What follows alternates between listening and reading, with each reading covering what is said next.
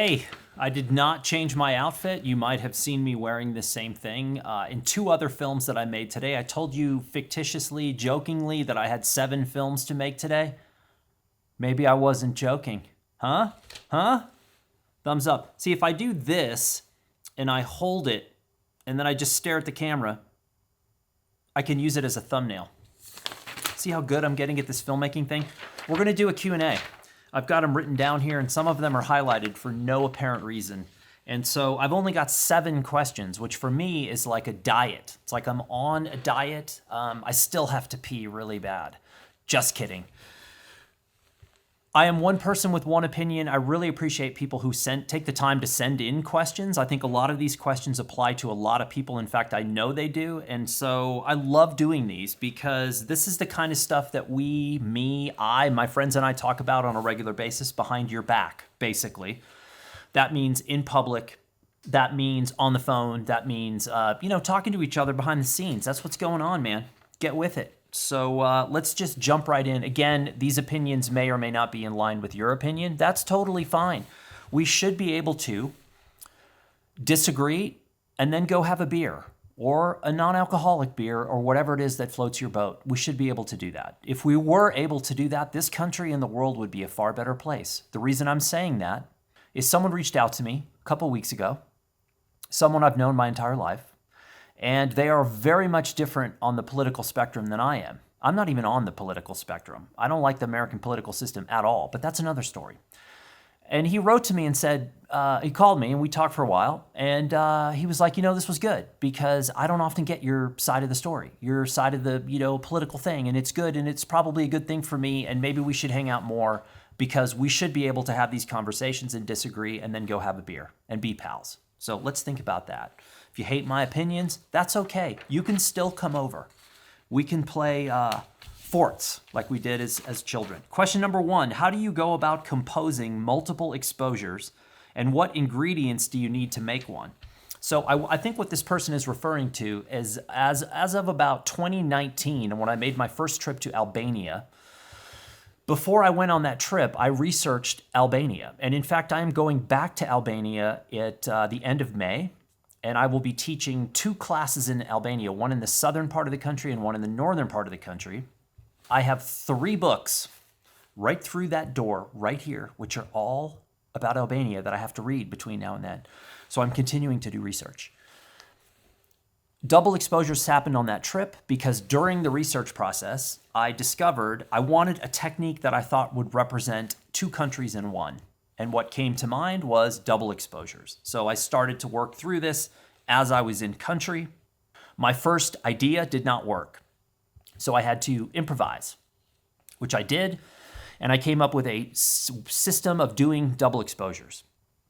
Multiple exposure I'm going to use interchangeably with double exposure. The Fuji X-T4 will do up to 9 exposures on one piece of film, one piece of sensor. So typically I just do 2, but that technique took me a while to figure out. And I would say that it's based on form and it's based on density. You have to make sure that your density is right and you have to make sure that your form is right. Now, the X-T4 being the X-T4 and more sophisticated than my X-T2, the X-T4 allows you to composite images based on exposure, or you can say light or dark, which is fantastic, and it gives you so many options. It's kind of mind-blowing what you could do if you really went down the multiple exposure rabbit hole.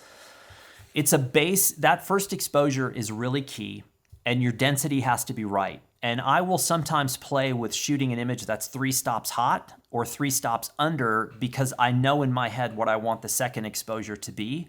And the first exposure may end up just being form or shadow and not necessarily the full image. And again, this takes practice. It took me probably 2 full days on the ground shooting these nonstop to figure out what I was doing. And then I'm still working it out. And now that I do have this ability with the X-T4 to shoot 9 exposures, now my mind is like, poof.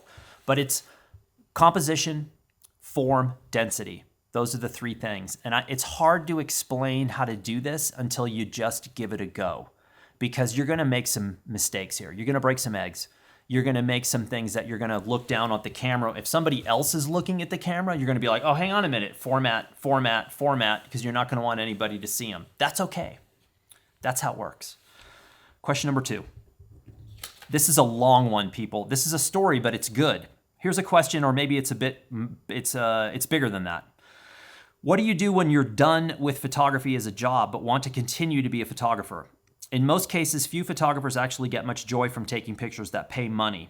I would disagree with that, but I get your point, because there are quite a few people who look at photography as a problem-solving mission and not really something that's fun. I used to work for some of these folks. We all want to be creatives, but wielding a camera for drachma, I use the old Greek currency as a general meaning for money, doesn't always cut it when we need to hit when we need a hit of creative adrenaline. Life after photography is something you often refer to as it's relevant to yourself. I guess most viewers of your channel are aspiring photographers. Not sure why I think that, just a hunch. But what of those of us who have quietly used the off-ramp of life find that we are now wondering which road to take? Or perhaps we could start fresh, pursue a totally different genre of photography from the one that has occupied us for decades. How easy is it to pilot a plane after you pilot a boat? You got out of photography at the right time, but you still have a foot in the editorial world. You're shooting birds now, I think. Did that start with an interest in birds or bird photography? I think I've asked about half dozen questions here. Apologies. I just wondered what photographers do when they stop shooting for money. It's not as easy to answer as it seems. That is exactly right. One of the hardest questions in the world to answer for a lot of people is, what do you actually want to do? If money was no object, if money was no issue, but I needed to know your answer right this second, what is it you want to do more than anything else in the world? A lot of people have a hard time answering that. And the reason I know that is I have asked that specific question to many of my friends who at one point or another in their lives were a bit lost. And they said, and COVID is a perfect example. If there is a positive side to the pandemic, it is that a lot of folks got into a situation where they had to halt everything going on in their life. And a lot of people realized, I'm living a life I don't want to live. That could be someone with a dependency, a chemical dependency. That could have been someone in a job that was paying them a lot of money but making them miserable. A lot of people got to hit the reset button. And to me, those are the fortunate ones. A lot of people didn't get a chance to hit the reset button. They just had to suffer the entire time, and they're still suffering. Something we all have to keep in mind. We have to be team players. I have to think about you more than I think about me, and you have to do the same thing. So I think when people stop working as a photographer, you have the chance to finally ask yourself, what is it I want to do? And that's potentially going to take some time for you to figure out. For me, I know what I want to do. I want to do long form documentary projects that involve people. I want to go back to the same place again and again and again and photograph the same people and tell long form stories. I have wanted to do that since 1988. Probably longer, but I was doing it with a pen and paper and not a camera prior to that. That's consistent for me. I know that the limitations on my life make that nearly impossible for me to do today. That's okay. I'm the job I'm doing, I very much enjoy, and I like doing it, and at some point in my life, I will get back to doing that other things. You also mentioned changing genres. The entire time I was in journalism and the entire time I was doing long-form documentary projects, up until kind of the recent past, I looked at conceptual art photography as kind of a scam. Right? I looked at a lot of conceptual art photography and I thought, this photographer's doing conceptual because they can't really make good work. Like, the work's just not great, and so they're masking that by throwing it into the art conversation and having a concept. I was wrong. Not 100% wrong, because there are people doing that. There are people who just haven't practiced well enough and enough in the field to get good, skilled with a camera, and they are hiding a little bit behind doing concepts. But a lot of conceptual art is fantastic. It took me playing catch up on my knowledge of art history and art photography to start to understand why some of this work was so important, and the fact that it was a good blend of concept and practice. So changing genres, not a bad idea. I wouldn't say that bird photography is a changing genre for me. Bird photography did not start with photography. Bird photography started with waking up in the morning and realizing that there were 2 woodhouse scrub jays nesting 5 feet from my head. And then when I would go out to my patio to do yoga or hang out or do whatever, I had to deal with these birds who were basically saying to me, hey, bucko, You might pay rent here, but I'm nesting in this tree, and from now on, I'm the one who says to you where you can go and not go. So I developed a relationship with these two birds over one cycle of them having chicks, and then the second year arrived, they came back on the same day, and the second round of having chicks, they came back 1 day later than normal this year. I don't know if they're going to nest on the patio. The weather has been all over the place. It's been snowing and then 70 and then back to snowing. And I think it's thrown off some of these birds in terms of when they're going to nest, where they're going to nest. They have come back and checked out the bush again, but that's why I started birding. And I don't call it birding, I just call it paying attention, because for the first time in my life, I'm looking at birds and saying, I'm now paying attention to you, other than shooting them when I was younger. Is that a spotted towhee? Is that a woodhouse grub jay? Is that a northern flicker? Is that a red-tailed hawk? I can identify things now. I can sort of watch the patterns. The finches are nesting on the front patio now. Very vocal birds. Beautiful, beautiful bird song that the finches put out. I love that. They're way more skittish than the jays. The jays will literally now land right next to me and just look at me like, God, you're a buffoon. You are a buffoon. The finches don't want anything to do with me. So I love the concept of changing genres. I think that's a smart move. Even if you don't stick with that genre, play around. But I also, here's perhaps the underlying seed here. You have to give yourself a chance. Your direction will not come from the online world. It will not come from the industry. Your direction will come from in here and right here. That's when you are left alone to your own devices, you will find the path. You will. It happens. You cannot deny that path. So my advice is to stop trying and let it happen naturally, and the path will appear and you will go down it and start making picks. And then be patient, take your time. Great work takes a long time. Numero tres. Firstly, this is question 3.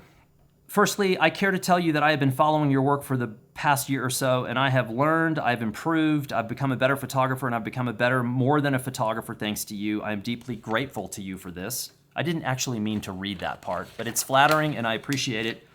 Thank you, and I'm glad that something I'm doing is having some sort of impact. Now to the point. In your own personal experience, how do you know when to stop researching and accept that you will unlikely ever be the single most knowledgeable human being on any one subject and produce the single most comprehensive work on said subject, and allow yourself to have a one-man opinion and forgive your inevitable limits? I have limits? Really? When did that happen? The reason why I ask is because I am often discouraged by the awareness that anything I can say with my photography and my copy can be said better, and likely has been said better. It's only a matter of research to improve the former and find out the latter, but this leads to creative paralysis. I think you're overthinking it. And that's easy to do in the world that we are living in today because we have access to everything at all times. So, yes, you can paralyze yourself by thinking, yes, I'm going to do, let's say that you're doing a project on the border. You're going to the border. The border has been photographed over and over and over again. It's being photographed right now as we sit here, and there's some good photographers working on the border. Number one, it doesn't matter. If you are aware of what they've done in the past and what they're doing now, and you think that you can add to that conversation, and by adding, I mean you might go to a small town on the border where 99% of the time nothing is happening. But you realize that at one point in time in the near future, something is about to happen there, and you're the only one there. You're adding to the conversation, you're adding to that story, and no one else has got it, and you're there. You just have to make the best pictures you possibly can. The research side of things should be fun. It shouldn't feel like a burden. Research is basically helping you find the path that you are going to be on when you're there photographing. So, like I said, I'm getting ready to go to Albania. I did research in 2019. I'm doing a different kind of research now. I'm actually reading 3 books by one of their most famous authors, and he writes novels. He writes fiction. But the fiction is soaked in reality of what once was in Albania. So I really want to read these to get an understanding of an insider's view on what it was like during that time. So the research is going to shift and change. The fact that you think that you're never going to do anything significant, you're selling yourself short. That's how, and look, being insecure as an artist is, I think, natural to a lot of people, especially because in today's world, most of the things that people are doing are being shared immediately online. And that can be a really harsh environment because you have an untrained audience of people who are used to being malicious and nasty because they can hide behind their avatars and their screen names, and they can hide in the dark in the distance. And I had this conversation with someone the other day. We were talking about growing up before mobile phones. And I said, I'm very, very fortunate. I feel very happy that I grew up without having a mobile phone. And this person had a daughter, like a 13, 14-year-old daughter. And he said, you cannot believe how vicious these other girls are to each other. And he said, you know, when you and I were that age, you could be vicious to someone, but it was in person. And even if you were trying to be vicious to someone who you thought you were higher on the food chain, that person could turn around and mess you up. There was always a chance that you were going to get your ass kicked. And so you weren't maybe necessarily as vicious as you could be because you realized there was a penalty on the other end. Whereas today, beep, beep, beep, beep, beep, beep, you can be a real jerk. So live with the work for a while. Whatever you do, do not feel like you need to share it immediately. Just let it marinate and do the editing and do the sequencing and do the picture packages and enjoy it.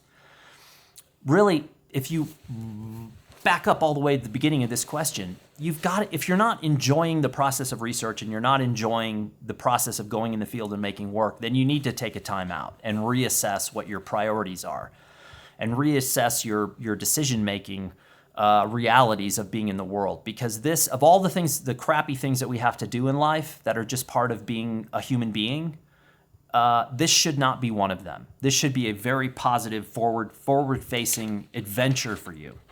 Question 4, I think this is from Luca. I just have a random Luca thrown on this page. Just wanted to know your thought process when it comes to approaching a scene. How do you break down the bombarding of your visual senses and organize everything so that you can compose a good photograph with a pronounced visual language story?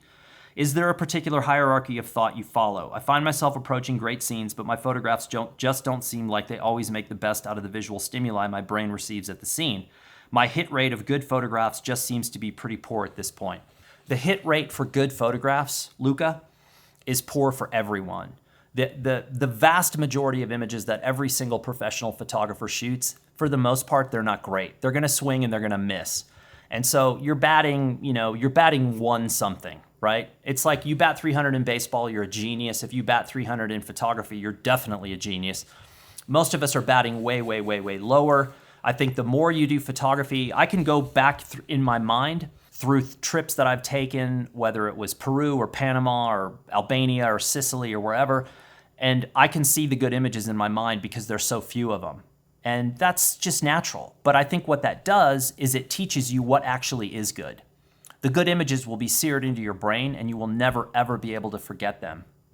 When I approach a scene, and this might sound a little weird, but I think it's true. The longer you do this, the more pronounced your understanding of what your style of image is. You know, I don't shoot images that look like Annie Leibovitz. That's not what I do.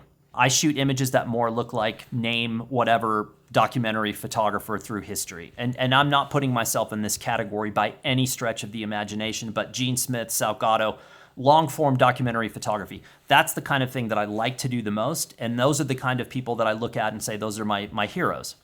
So I don't shoot pictures that look like a modern car advertisement. I don't do CGI, whatever. I know what the components are to make my style of photograph. I know them when I see them in the field, and I feel them before I see them. And this is the part where people are going to be like, wait a second. Back up a second, Mr. Woo-Woo. Is that a crystal around your neck? No, but it could be. Will they send me someplace special? I can feel it before I see it. Hypothetical. Come with me. Come on down this road. You and I are walking down the road in Macedonia. I'm not downtown and I'm not in the suburbs. I'm in that middle distance between downtown and suburbia, or I'm between suburbia and agrarian countryside. Those are my two spaces. Those are where the spacing of objects in the photograph hit what I like and look for in spacing. Spacing is the distance between elements in your frame. I don't find my spacing downtown. I don't find it in the suburbs. I find it between those, and I find it between the suburbs and the agrarian countryside. So first and foremost, I'm putting myself in those positions as often as possible. That's number one. I'm stacking the deck in my favor. The spacing is right. I'm putting myself here, and now I'm walking and I'm waiting. The second thing I'm doing is I'm waiting for the light. When the light's crap, I don't shoot. Because no matter what happens, unless there's some ungodly thing that goes down, there's some spot news thing, and it's the content of the image is so dramatic or graphic, I'm shooting no matter what the lighting condition is, yes, I will shoot that. Otherwise, I'm shooting early or late, or hoping for clouds, and I'm stacking the deck again in my favor. Now I'm in the right spacing, the right location, I've got the right light, and now I'm looking for the pieces on the playing board in front of me. When I start to feel these pieces, I know I'm in the situation where there are images to be made if I am good enough to compose them and capture them in real time. This is the best part of photography. Feeling that moment. And for those of you who do photography a lot or who are better than I am or have done doc work for a long time, you know exactly what I'm talking about. You get into a scene and you can feel it. Holy crap. This is here. The ingredients are here. Don't screw it up. That's the goal. Don't screw this up. And you also realize there's probably more than one frame. So what I'm looking for first is that double. I'm not looking for a home run. I'm looking for a double. Because from second base, I've got a ton of options. I can steal third. I can score on a single. So I'm looking for a really good photograph to make me feel like the foundation of that scene has been captured so that no matter what else happens, I've got something stellar to walk away from that scene with. Then I'm always moving forward. I'm leaning forward. I'm never going back. I'm getting closer, getting tighter, and getting closer into the scene until I cannot get any closer and the scene blows up and it goes away. I'm trying to think of an analogy of how I would describe this. It is a fleeting combination of ingredients that just at one point is there and then it's gone. And it could be the light going, it could be the components on the field changing and going away. That's how I approach a scene. Number 5. Oh, someone was asking me again about archiving. So Fleming and I are thinking about doing a film together about archiving. He's going to do his portion. I'm going to do mine because my internet sucks. I don't have internet. And so we're going to then put them together. Archiving, I had a 2-hour phone call last week with 2 people, professional photographers. One just had a major problem with an archive, her archive. And the other is a photographer who's also going into business, helping other photographers archive. And so I spend a lot of time researching this and talking to other photographers about what they're doing. And I talk to archivists at galleries, at museums, at institutions that have to archive. I talk to people that do metadata camps, all this stuff. I'm kind of fascinated by it, and I'm still nowhere near being an expert on any of this. I just find it bizarre that no one really seems to have a good plan. And any photographer that I've found who says I have a great plan, I've not found one who does. And here's the other thing that happens all the time now. Oh, I've got a great plan. I don't know what you're worried about. Really, what is your plan? I don't want to talk about it. That's just happened again where someone was like, I don't know why you're worried about this, put it in the cloud. Anytime I hear someone say, don't worry about it, put it in the cloud, I know that they don't have a system either, or they have fallen prey to some of the bad practices that are happening right now. And by bad practices, I mean, I only save the selects. Oh, I only save the selects and I only save JPEGs. All these crazy things that people are like, yeah, archiving's no problem. I just save 3 images from every shoot and then I save JPEGs. I don't know what you're worried about. Well, let me just tell you this, people. And I can't say this again. And if you're one of those people that says don't save anything but the selects, just think of me. This is your head and me going pff, pff, pff, right now. In the last week, I had 2 picture requests. Both from shoots I did 8 years ago, both requesting outtakes. These are not pictures I would ever use for anything. In fact, I didn't even think they were good pictures. But they were exactly what the client was looking for. They both sheepishly approached me and said, by any strange chance, do these images still exist? I said, of course, what do you need? They told me what they were, and I just went straight to those images. I got my drive system out. I went back, I pulled them, I sent them, I delivered them, and then the fees come in. If you think photography has no value over time, then you don't understand photography. It holds value. Not all of it. But if you're shooting for someone and you're shooting something that has any kind of angle, historical angle, local angle, it could be you're photographing a road in Santa Fe that is going to be eliminated, that went through a village that's no longer a village, and it could be the most boring image in the world. But yet at a museum at some point, museum's going to do a piece on this.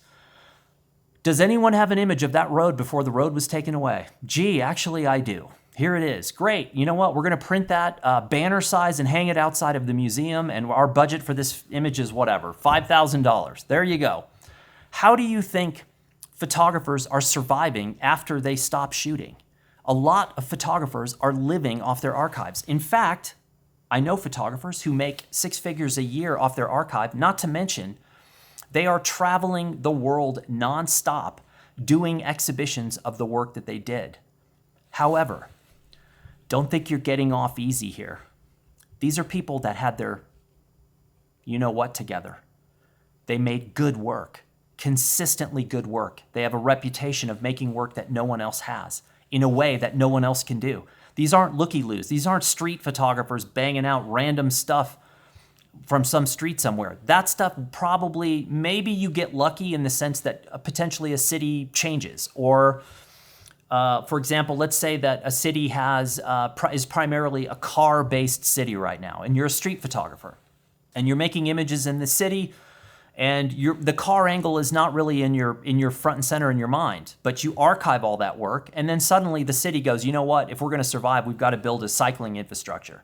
So we're going to take these areas that are car-based roads, and we're going to turn them into walking and cycling pedestrian walkways. And this has happened a few times in the US here in the past couple of years. All of a sudden, those images of those cities that had cars in those locations, that has a relevance, if they're good, if those images are good. So yes, even as a street photographer, you could conceivably be making an archive that's going to have value over time. If you have no connection to the industry whatsoever and don't know that people are looking for this kind of stuff, then yeah, you can throw everything away. But archiving is very, very difficult to do. It's very expensive. It's very time consuming. And whatever you archive on today, chances are you're going to have to change it tomorrow. And that's really the rub here, is that I have a 60 terabytes of data that I have in drives, and then I've got another 40 terabytes that's in an active backup system that I'm using all the time for all the films, all the current stuff that I'm doing, and I'm constantly going back to those drives and accessing information. And then I've got the 60 offline. So I've got a ton of stuff that's way too much to ever put online and be able to afford it and even just get it uploaded. So I'm having to look at, going through my entire photo history and pulling, just the select TIFF files from every single shoot I've ever done, just the selects, and then putting those in the cloud, and the rest of it continuing to back up on redundant drive systems, which is expensive and awful and time consuming, and drives all break. They're like your car, they wear out. You get 150,000 miles and the wheels wobbling and like the stereo fell out and like people came to steal your car and then they got there and they were like, yeah, it's not really worth it. I had a car stolen once. I had the same car stolen like 4 times, and they took a chainsaw. The last time they stole it, they took a chainsaw and they chainsawed an AM radio out of the dashboard to steal it. That's the only thing they took. But I was like, you know what? It's been stolen 4 times. It's time for me to move on, to find closure with this particular vehicle. Okay, question number 6. Hang on. Yeah, I think I've exhausted 5. Question number 6 is about the Formula One ending in 2021. And for those of you who don't know anything about Formula One or don't care about Formula One, 2021, Formula One to me is an interesting sport. Yes, it's awful and egregious and a display of wealth that kind of makes it a bit revolting. But the technology is interesting. The locations in which they hold Formula One races to me are fantastic. You've got stuff from like Baku to Monaco to Saudi Arabia. You've got British, you've got Italian, you've got Spanish, you've got Japanese. The locations are fantastic. Auto racing to me is an interesting thing. I'm not a gearhead. I'm not a super diehard auto racing person. I love European rally. I love supercross, motorcycle racing. I'm a huge fan of Valentino Rossi. I always have been. And I like Formula One. And the Mercedes had dominated Formula One for 7 or 8 years in a row. Lewis Hamilton, the driver from England, had dominated, and it was a beatdown. It was like an epic beatdown. It was when I was playing high school tennis, and I, just out of luck, got to play the guy who won the NCAA championships. I'm sorry. He was the runner-up to the NCAA college championships. The guy he lost to went on to lose in the French Open final. So let me just say this. He was quite a bit better than I was. I didn't quite know how much better he was until we stepped on the court. And when he would serve, my only goal was to not get hit in the head, because I realized there's no way in hell I was ever going to win that match, and I just was trying to get off the court without embarrassing myself. That's how far ahead Mercedes was compared to the rest of the teams. 2021, everything swapped. Red Bull's team came up. Lewis Hamilton is what I would call a very classy, very quiet guy, although I know all these people have a dark side.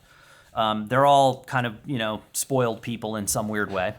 But the driver for Red Bull, Max Verstappen, who's a Dutch guy, amazing driver, but he's a little bit of an abrasive dude, right? He takes chances and does things on the track at times that are pretty dangerous, and some of the other drivers don't like him as much, although who knows what you can believe, right? I don't know any of these people. I haven't hung out. The 2021 season came down to the last race. That's been rare for the last decade. It's always been decided way early, so there's drama. Then there happened to be drama within the race, and the ending of the race was incredibly controversial. And in some ways, Verstappen, who won the title, should not have won that title. The human who was responsible for the decision-making at the end of that race has since been let go. So there's definitely, and the F1 made an announcement that there was human error involved, right? So technically, to me, Verstappen should have an asterisk next to his win. Of course, anyone who's a fan of him or Red Bull is going to say I'm crazy. The Mercedes team went absolutely crazy when they realized what was happening at the end of that race. This is the drama of sport. This is why I love sport. I think sport in the art world gets a bad rap. I think you can learn a lot from the sport world. I'm not saying it's good or perfect by any stretch of the imagination. Pretty much every sport you see and hear horrible things coming from it. I love cycling. Nonstop horrible news coming out of cycling, primarily about doping. Whether it's tennis, you got players throwing tantrums and smashing their rackets towards the umpires and just, behaving like a bunch of infants, basically. But when there's hundreds of millions of dollars at stake, and a lot of these people were good at a young age, and they became professionals at a young age. And when you're that young and you become a professional and you've suddenly got all the money in the world and everyone around you is telling you you're wonderful, I'd probably be doing the same thing. I throw tantrums now just for fun, just to see what happens. And if I throw a tantrum, what happens? What will my wife do? Is there something for me to gain by throwing a tantrum? Most often the answer is no. Question 7, perhaps a better way to sum up this question for the future video is this, Dan. For about 6 months, I've had all my electric devices set to display only in black and white, and it has made me more aware of creators who do and don't put care into lighting and composition. This is an interesting concept. Do you feel black and white is the best tool to help someone improve in these areas, whether in photography, filmmaking, or any other artistic medium? So I think what this person was doing is they took their phone, they took their camera, they took everything and they set it to monochrome, whatever you want to call that, black and white. And then it helped them see in black and white instead of shooting color, converting to black and white. And this person said, now I can basically see immediately when someone has captured in color and converted to black and white. And is this a good tool for learning? I do think it's a good tool. I don't necessarily say that it's the best tool. And I would never say that it's like the only tool to learn what you put here, improve in these areas, photography, filmmaking, or any other artistic medium. But when you shoot color, especially in the film era, when you shot color transparency and you shot, let's say, black and white film, you had to completely turn your head around because with transparency, you were exposing for the highlight. And with negative, black and white negative, you're exposing for the shadow. So it was that right there, a totally different way of seeing the world. Then with color, it was always very early, very late, color and direction of light. With black and white, it was about form. You could get away with shooting black and white in terrible lighting conditions because you could work with form. Whereas with color, that when that white went light and there was suddenly no direction on the color scale to that, it was very difficult to make great images with color film in terrible light. You don't see a lot of magazines running photo essays shot at 12 noon light. The only people I see out at 12 noon are birders for some reason. They're all camoed up, their car's camoed up, their wife's totally wrapped in camo tape, she's over tied to the vehicle. The guy's out with his 600 f4 camo taped up, but it's noon. I'm like, dude, what are you doing? Get up at 6. Like, quit partying, get up earlier, get out here. Black and white is a great tool, a great way of seeing the world, and I think it actually helps your color. It's like running helps cycling. I've been running all winter. Got on my bike the other day, did 30 miles. I felt like Superman. I was like, oh my God, the running has assisted me on a different discipline. Black and white will assist you on your color and also helps with looking at exposure in different ways as well. So again, remember, not many people are shooting transparency these days, but that was, to me, the best exercise was color with transparency, then having to turn my brain around and look at things from the shadow side. And it was helpful. But again, it's hard. I'm a black and white person, so I'm a bit biased, but I don't want to tell people that it's the best way because it's just a way of training yourself. Having said that, most of the time now I have to shoot in color because the demands on my work are from a color perspective, and then occasionally I will get away with submitting black and white. I just did a film for Blurb that's all black and white. And it's a film that's a minute long. It's 6 images total, and it's all black and white 35 film-based work. And they asked me, it's called Finding Photographic Place. And they asked me about doing this concept, and I said, I know exactly what you're talking about. And this Finding Photographic Place happened to me in 2007 while working here in New Mexico. I had this like epiphany. And in a single frame, I made this image, and I was like, why am I traveling all over the world when everything I need is right here? And so that's the gist of the film, and I used 6 black and white film images, and they liked it.